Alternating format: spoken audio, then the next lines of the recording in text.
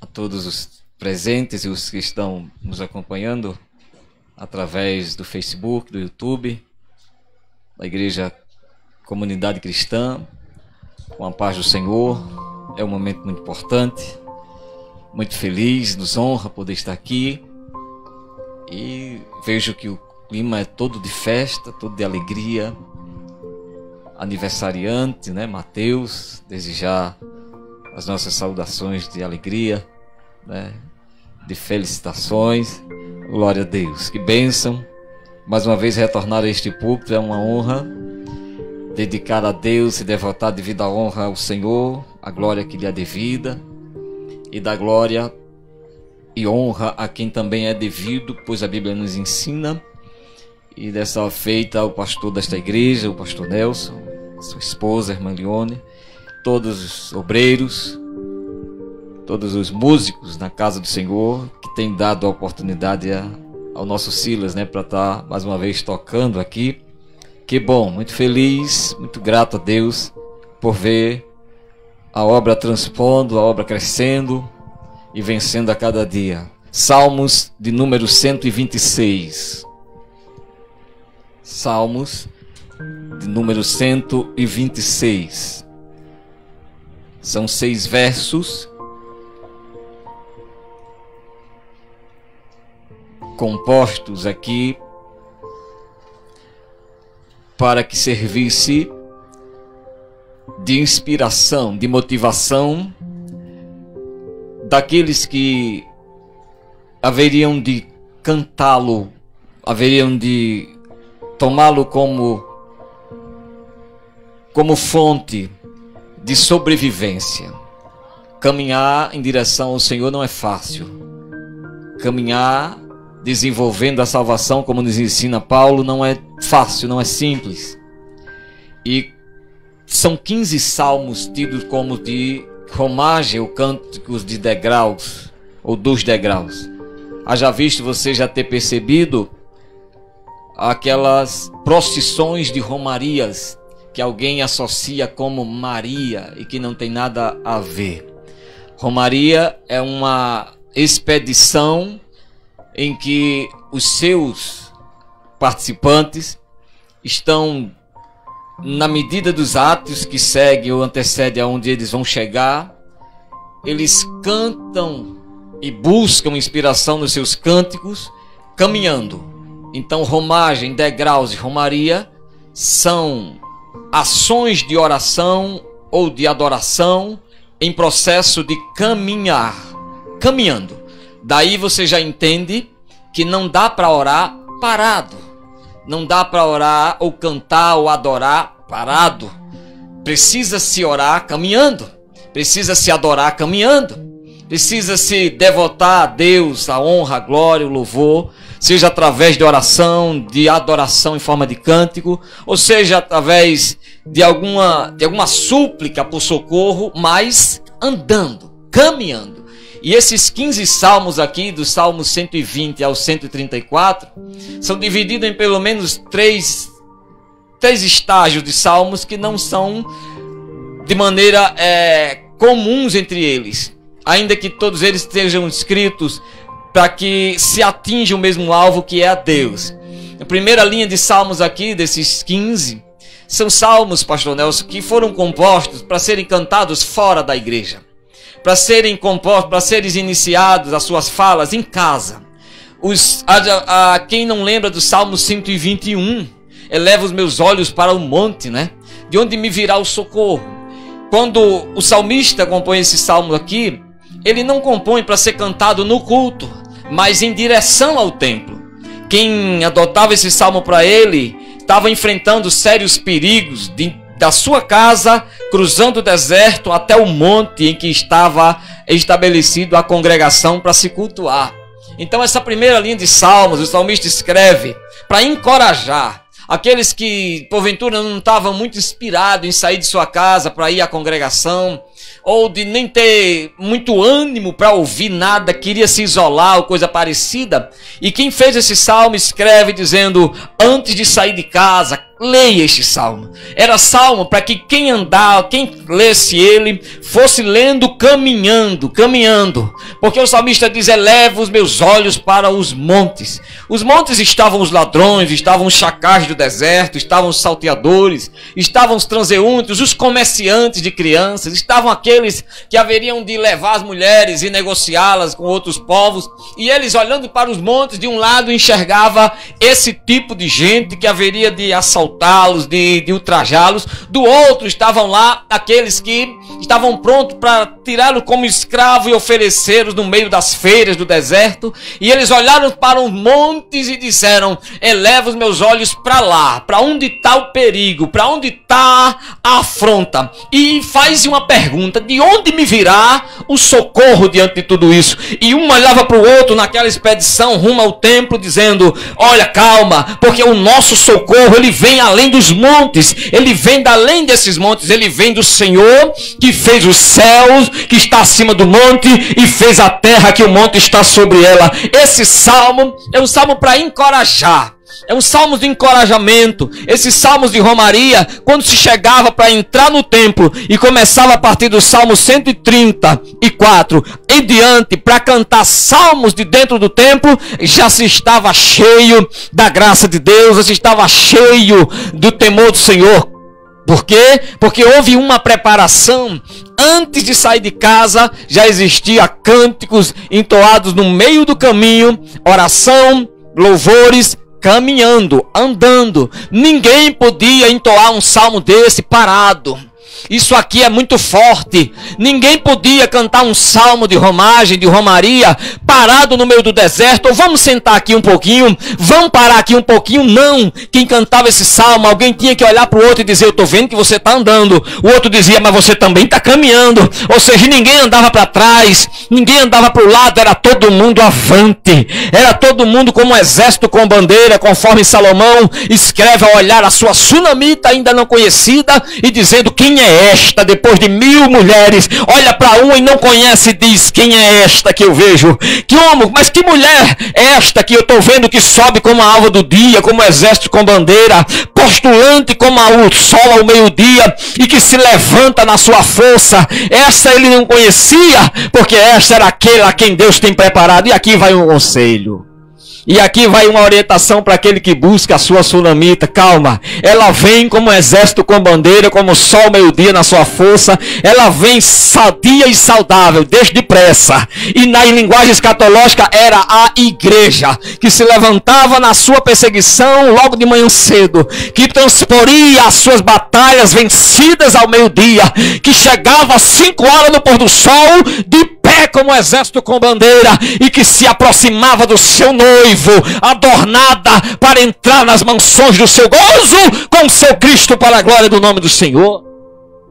Salmo de romaria era salmo que se cantava andando, era oração que se fazia marchando. Ninguém olhava para um crente cabisbaixo, orando de cabeça baixa, derrotado, não. Se olhava para crente orando, mas marchando. Se olhava para crente orando, mas caminhando. Se olhava para crente cantando o hino mais melancólico que pudesse compor, mas era andando, era caminhando, era dizendo: foram muitas noites de batalha, mas eu sobrevivi.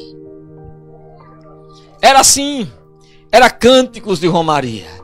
Era cântico de romagem. Mas parece que quando a gente sai para os cultos hoje, já é logo falando mal, de antes da gente chegar na igreja, já é logo falando mal do culto que já está lá. Ele nem chegou ainda, a gente nem chegou lá ainda, mas já sai falando: vixe, quem vai pregar hoje é fulano, nossa, o pastor Maria, já começa a praguejar tudo, né?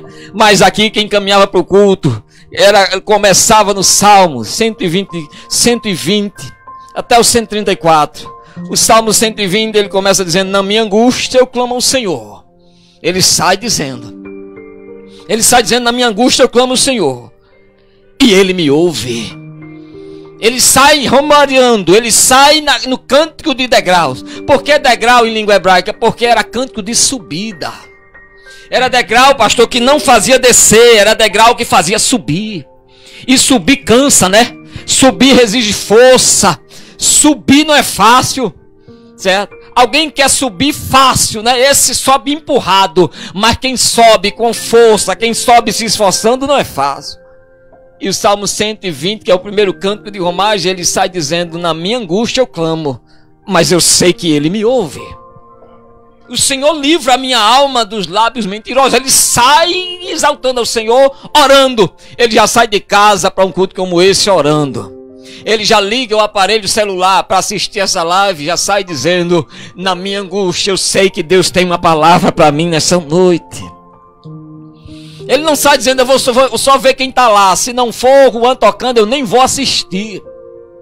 Se não for, certo, o pastor que estiver lá fala: eu nem vou. Se não for, mas eu nem vou. Não, ele sai dizendo: Senhor, eu vou assistir. Não tem ninguém que me impeça. Ele se tranca num canto, ele liga seu aparelho, ele coloca ali e diz: ninguém me empata, ninguém me impede, porque sei que na minha angústia eu clamo ao Senhor e ele me ouve. O Salmo 121, eleva os meus olhos para o monte. É o segundo cântico de romagem. Ele está andando para o templo. Ele está caminhando, ele está dizendo: eu elevo meus olhos para o monte, para o perigo. Na minha angústia eu elevo meus olhos para o perigo. E sei que acima dessa angústia está o Senhor que fez os céus e a terra. O Salmo 22, o Salmo 122, que é o terceiro cântico, ele está dizendo: mas eu vou na alegria. Por quê? Porque eu me alegrei quando me disseram: vamos à casa do Senhor. Ele está dizendo: na minha angústia eu clamo, porque eu sei que ele me ouve. Ele sai dizendo: eu elevo meus olhos para os montes, porque eu sei que acima dessa luta está um Deus que fez os céus e a terra. Ele sai dizendo: eu vou e vou alegre, porque alguém me disse: vamos à casa do Senhor. E isso me trouxe alegria. Mas hoje parece que não traz mais alegria a tanta gente, infelizmente. Porque já houve casos na minha vida, não foi o primeiro, eu digo para tu com infelicidade, não foi o último, vai ter outros. Espero que Deus me sustenha quando houver isso. Quando alguém disser: vamos ao culto, e aquele dia que a gente diz: vou não, que a tristeza está demais, a angústia, a luta está demais. Mas quando isso acontecer, que eu, você e eu, nós possamos dizer: houve uma alegria dentro de mim quando me disseram vamos. Porque diz vamos é no plural. Não pode dizer na primeira pessoa eu vamos, nem na segunda tu vamos. Aí o negócio diz: tu não vai só, eu vou contigo, vamos. Tu não vai só, eu vou contigo, vamos. Ah, como esse vamos está em falta hoje. Ah, como esse vamos está deixando a desejar. Alguém está dizendo: vai rapaz para o culto. Alguém olha e diz: tu não foi não. Ele diz: não, porque eu esperei um vamos. Eu esperei alguém mandar uma mensagem para mim e dizer: vamos, eu vou contigo. Eu esperei alguém olhar e dizendo: olha, vai começar.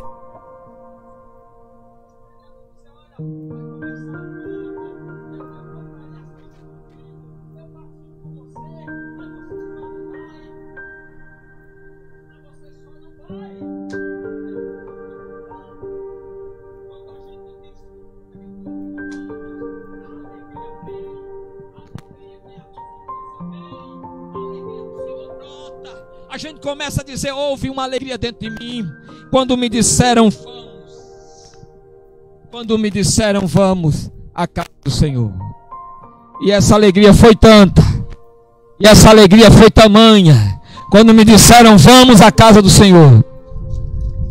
Quando me disseram: vamos à casa do Senhor, que quando o Salmo 123, que é o quarto canto do degrau, ele escreve, e parece que escreve tudo numa sequência, e sai dizendo: a ti que habita nos céus, levanta os olhos, como os olhos dos servos que atentam para as mãos de seus senhores, e os olhos das servas para as mãos da sua senhora.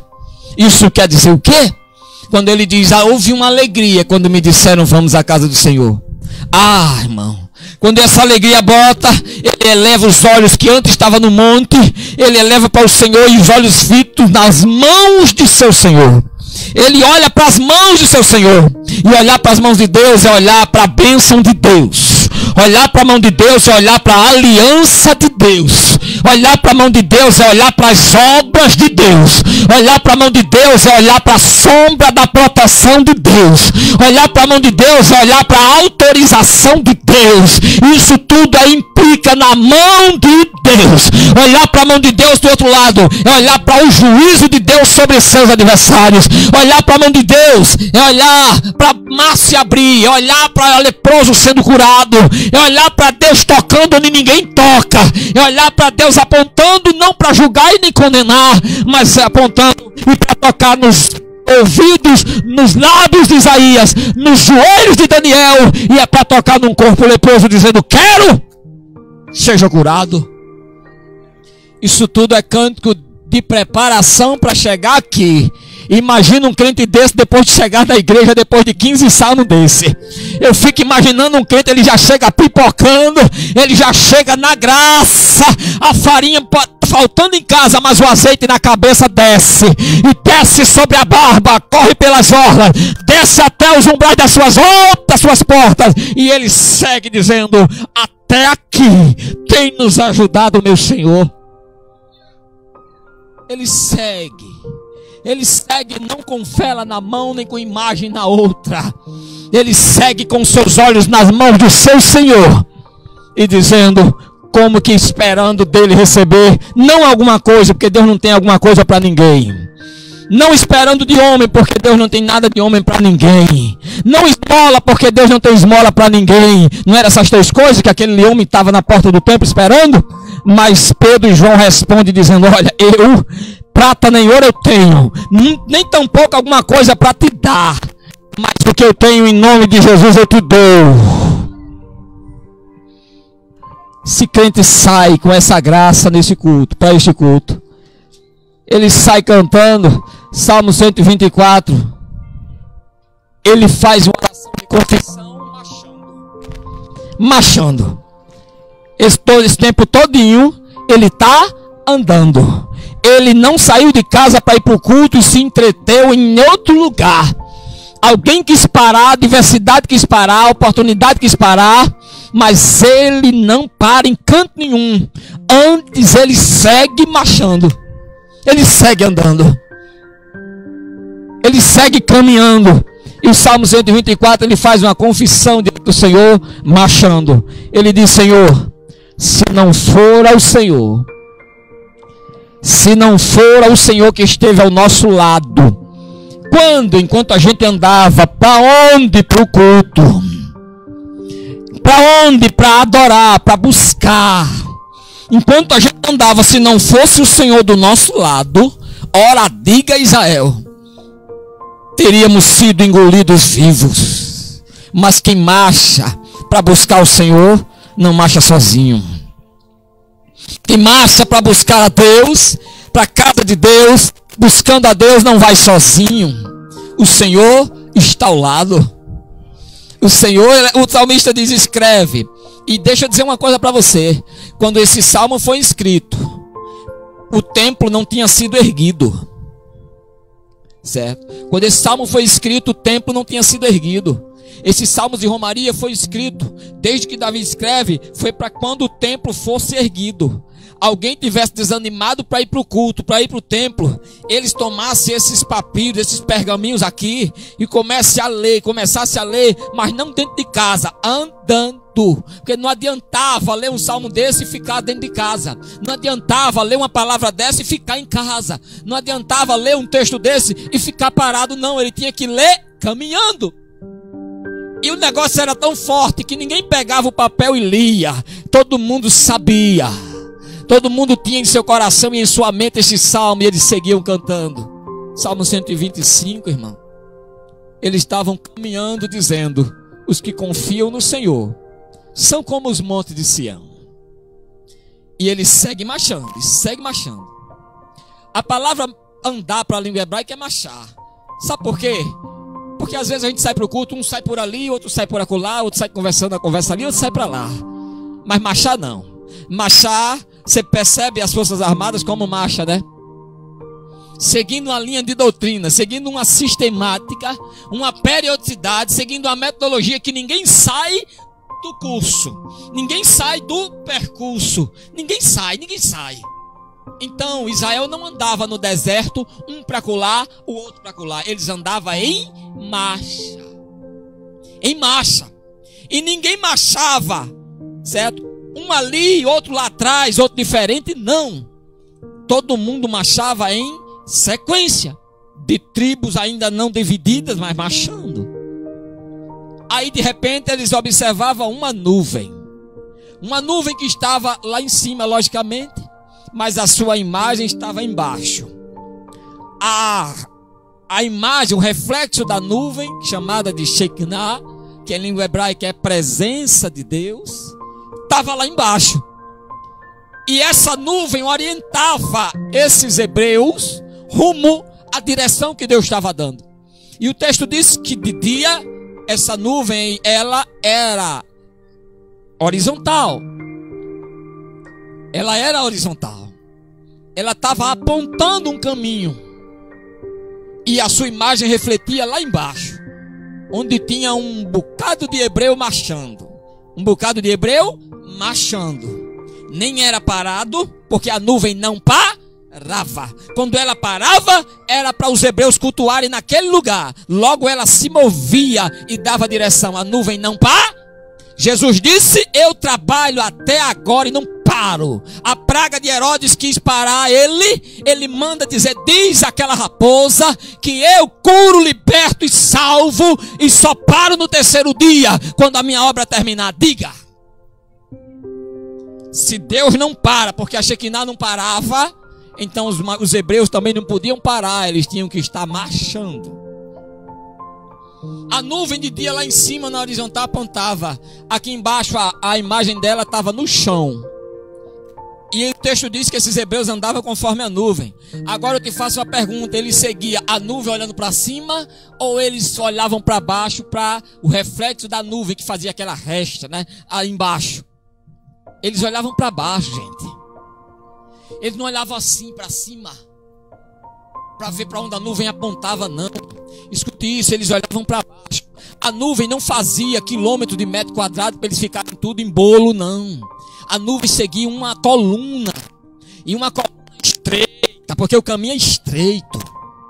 A nuvem formava uma coluna estreita lá em cima, obreiros que aqui estão. Para quê? Para que quem andasse dela andasse em marcha, andasse se equilibrando, andasse um após o outro, para seguir em marcha, porque era em cima do que ela apontava lá embaixo, era que eles tinham que andar, certo? Então ninguém olhava para ninguém, era todo mundo olhando para aqui. Deixa eu ver onde é que está a imagem da nuvem, está aqui, então vamos seguir em cima dela. Em cima, essa nuvem é a mesma rocha, que quem está firmado sobre ela não se desvia do caminho. Quem está firmado sobre ela não se desvia do caminho. Lá vão os hebreus, todo mundo seguindo aquela linha fina que estava no chão, com temor de não olhar para a nuvem, porque ninguém era besta e nem era doido. A nuvem era a glória. Ninguém olhava para cima, se olhasse era fulminado. Se olhasse para cima, era fulminado. Ninguém tinha condições de olhar para a glória que estava naquela nuvem. Moisés quis ver, passou 40 dias dentro dela, mas olhar para ela não. Passou 40 dias envolvido nela. Quando sai, Deus diz: agora saia de dentro dela, porque se você olhar para essa nuvem que está aí, você morre. Todo mundo olhando para a imagem que refletia dela. Enquanto estivesse em cima da imagem que a nuvem mandava para baixo, todo mundo estava seguindo na direção. Agora eu pergunto: se não tivesse crente marchando ali, a nuvem já tinha ido embora lá na frente, o crente tinha ficado para trás. E eu lamentava saber que tem crentes que estão até agora andando à luz do sol do juízo, ao invés de andar à imagem da glória, da justiça divina, da misericórdia. Porque se impressionaram com os mananciais, com as águas, com as rochas jogando água, com os manais que existia caindo, e ficaram para colher. Calma, a nuvem está seguindo. A nuvem não para. Eu estou olhando para o relógio aqui, tá? A nuvem não para. Cheguei aqui, o pastor falou que já ia no horário, já, né, conversando com o Juan. E Juan disse: seria bom que o tempo não parasse, né? E o pastor disse: se parasse não tinha graça. né? Isso, eu não tinha premeditado falar disso, mas me veio à mente agora. E que diálogo interessante, né? Eles brincando, mas como isso é profundo. Seria bom que o tempo não parasse. E se de preferência ele parasse, né? Seria bom que o tempo parasse melhor, né? E que se ele parasse no melhor momento, né? Parasse na hora mais feliz. E o pastor dizia, mas se ele parar não tem graça. Porque se a gente parar no momento mais feliz, a gente não cresce. Porque o que faz crescer não é felicidade, crente. O que faz crescer não é vitória. Davi, depois de um ano que tinha ficado em casa, tinha pecado ao conhecer, ao ver Batseba daquela forma. Depois de um ano ele cai no mesmo erro e fica em casa de novo. E Joabe vai para a guerra. E Joabe vence a guerra. Mas Joabe não quis a glória para ele, porque ele sabe que a glória da guerra é do rei. Então receba que você não é menino. A glória da tua vitória não é para tu, é para Deus. A glória é do rei. Às vezes o rei diz, vá embora, vá, caminhe. E quando você voltar, pelo amor de Deus, você chega para ele e diz, Senhor, pelo teu nome até os demônios se prostram, não é pelo meu. E a resposta do teu Deus é, se alegre, não só por isso, mas porque o teu nome está escrito e você ainda nem está lá. Joabe vai e vence a guerra. Davi está em casa. No mesmo erro em casa, quando deveria estar marchando. Saiu do caminho da nuvem, né? Envia Joabe, homem de guerra. Joabe garante a vitória lá na frente. Deus dá a vitória. Quando Joabe derrota o rei, Joabe diz, não, opa, calma. Porque quem sabe honrar a autoridade, sabe. Quem honra a autoridade, meu filho, isso é glória pura, viu? Joabe diz, não, calma. A batalha foi vencida, a empolgação do exército, todo mundo. E Joabe disse, não, vamos mandar avisar o rei que a gente venceu a batalha. Lá vem Davi desavisado, despreparado, dessituado, desatualizado, desconformado da situação e quis dizer, pode vir que eu sou crente. Sabe aquele que diz assim, não, pode vir que eu sou crente, eu creio. Davi vem todo fora de contexto. Quando chega diante da batalha, se impressiona com 3 coisas, numa só coisa. Davi olha para a coroa do rei inimigo. Escute que isso é muito forte, viu? Davi olha para a coroa do rei e esquece da sua. Davi olha para a coroa do rei inimigo dos moabitas e esquece da coroa dele. Que ele lutou 24 anos para essa coroa vir na cabeça depois de uma promessa para reinar. Esperou 24 anos de perseguição, de uma promessa que tinha feito lá na sua casa. E Davi, quando olha para aquela coroa, ele se impressiona com 3 coisas nela. Primeiro, com a imagem da coroa. Brilhava muito. Segundo, com o peso da coroa, a prata e o ouro que tinha nela. E terceiro, com as pedras da coroa, que eram preciosas. Sabe o que foi que ele fez? Ele tira a coroa da cabeça dele, aquela que antes de entrar, de chegar à cabeça dele, o óleo desceu 3 vezes. 3 vezes. E que as nações inteiras admiraram Davi. Ele tira aquela coroa, pega a coroa do rei inimigo, põe na cabeça dele. Ai, irmão, guarda o que tens para que ninguém tome a tua coroa. Davi pega aquela coroa. Nunca rei nenhum fez isso. Nunca rei nenhum. Porque isso até para o inimigo, se derrotasse um rei, ele não tirava a sua coroa para pegar outra e botar na cabeça dele, porque isso era uma desonra. Davi tira a coroa que o seu Deus pôs na cabeça dele e coloca a coroa do inimigo. E vai para casa, tudo ok, tudo bem, venci. Estou na vitória. A vitória é nossa. Passado um tempo, que a Bíblia não distingue esse tempo, o povo de Israel volta a guerrear. Davi vai. Quando volta para casa, Satanás está sentado no trono de Israel. O diabo está sentado no trono. Davi volta empolgado e diz, vamos contar todos os guerreiros. Coisa que Deus diz, não conte. Não conto porque a vitória não vem pela mão de nenhum, vem por mim. Davi começa a fazer o censo e contar os guerreiros. Isso foi abominável aos olhos do Senhor. Queridos, estou querendo lhe dizer que a marcha do crente, ela não para. Nós andamos mais do que nunca em cânticos de degraus e não em cânticos de coral. Tá? Davi compôs 74 salmos em média, 72. E desses 72, você separa 15 deles para cânticos que deveriam ser prioridades na vida de todo aquele que é um crente. E não os cânticos que eram para ser cantados nos corais, que Asaf regia, que os filhos de Jeduntum regia. Sabe, esses cânticos aqui, que mais do que nunca nesse tempo que nós estamos vivendo, é hora de pegar esses cânticos de degrau, não parar de caminhar, marchar, caminhar, e dizendo conforme o Salmo 126 aqui, e aqui eu termino, ele dizendo assim: olha, quando o Senhor nos trouxe do cativeiro, quando a gente voltava, nós estávamos como quem sonha, como quem sonha. Os nossos lábios se encheu de riso. Os nossos cânticos, houve um cântico novo. E esse Salmo 126 era um salmo profético, que nem um cativeiro tinha existido antes.